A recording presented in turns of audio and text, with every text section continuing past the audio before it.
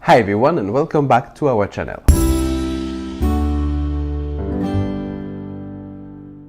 Today we will discover a great goat cheese from Spain. It is Majorero. So Majorero cheese is also known as queso Fuerteventura, made from the unpasteurized or pasteurized milk of Majorera goats on the island of Fuerteventura in the Canary Islands. It has a denominación de origen protegida, or protected appellation of origin. So the history of Majorero cheese started quite a long time ago.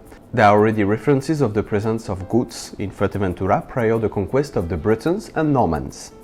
And between the 17th and 18th century, there are numerous acts of the island council where the cheese was mentioned. The name Majorero cheese derived from Maxorata, an aboriginal word that defined parts of the territory of the old island of Fuerteventura in the years before the conquest. The origins of the product date back to the pre-Hispanic period, in which it was definitely part of the Aboriginal diet, as reflected in the written testimonies from the colonizers of the 15th century. Also in the diary of the Norman expedition of 1402, there are records of the existence of this cheese, and also proving its quality.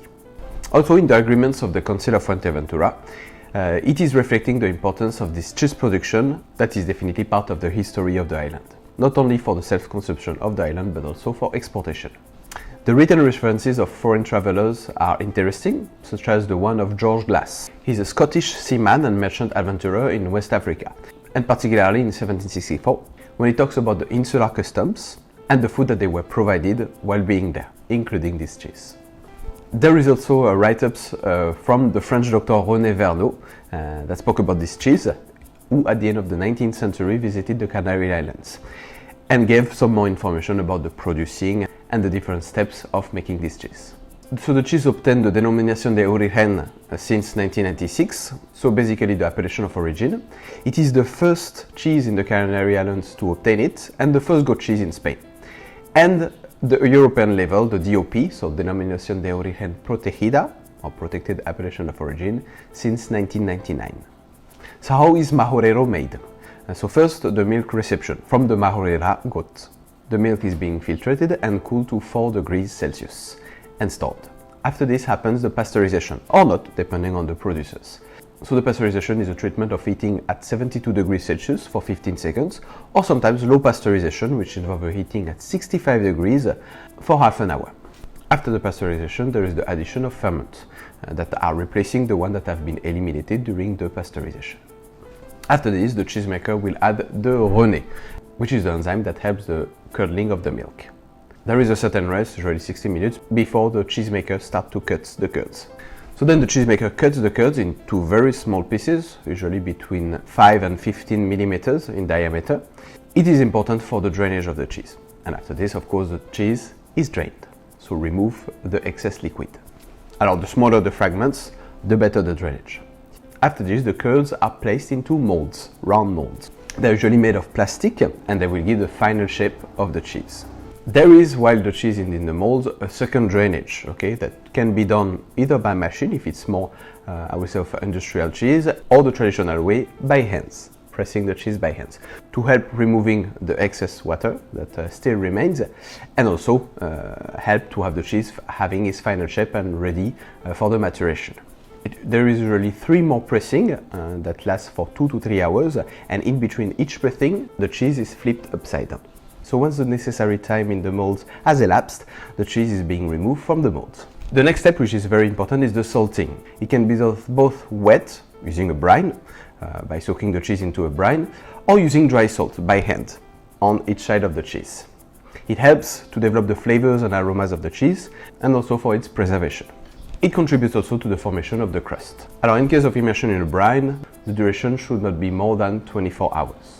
Alors, then after the maturation, it is carried out in rooms or cave for a minimum of 8 days. After this, the rind is being covered with a spread, which can be done with 3 elements. One can be pimenton, similar to paprika, gofio, which is a sort of Canarian flour, mixed with roasted grains and other starchy blends, or oil. So this case for this one is oil. Then the cheese is made to ripen in the chambers at temperature between 12 to 18 degrees Celsius and a relative humidity greater than 75%. There are 3 types of Majorero based on the length of maturation. the Tierno, which has a maceration from 8 to 20 days, then the semi-curado from 21 to 60 days, and finally the curado, Majorero curado, with 60 days and above. So what is the tasty profile of Majorero cheese? So it is a cylindrical shape with a height of 6 to 9 centimeters and a diameter from 15 to 35. And the weight is between 1 to 6 kilograms. We can recognize the pattern rind caused because of the mold. And also based on the spread that was put on the cheese, either the pimenton, the gofio, or the oil, the color of the cheese will change from brown to, I would say, kind of red, and all this one, ivory. So let's see the smell of the cheese. It smells definitely like goat milk that has these particular aromas. There's fresh cream also that we can detect, and a little bit of nutty aromas. Let's try it.